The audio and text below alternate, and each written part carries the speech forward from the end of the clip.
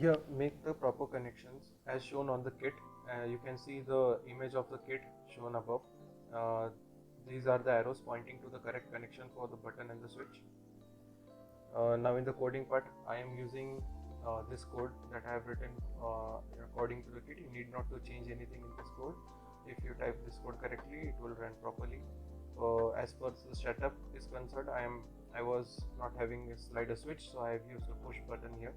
So you can write the same code for a slider switch or the push button. There is no problem with that. Just copy this code, and once you copy it all, just paste this code into the IDE. Make sure to copy the exact code. If you miss any part which may show some error, you'll have to resolve the error if any. If you type the correct code, there will be no errors. So once you type this code in, you can just select the proper boards.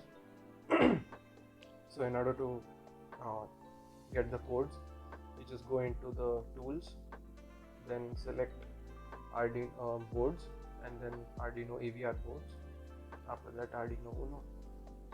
You go back to tools and set the port.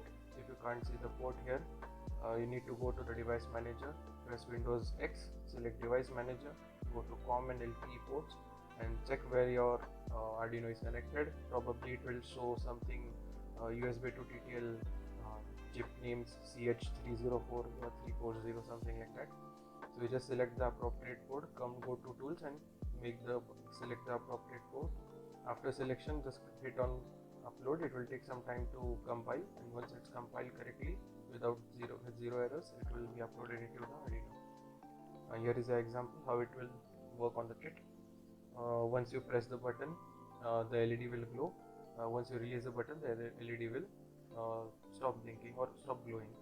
So here in case of push button, on push the LED is on release LED is off.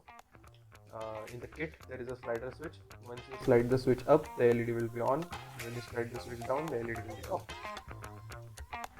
So this sums up the video. Thank you so much.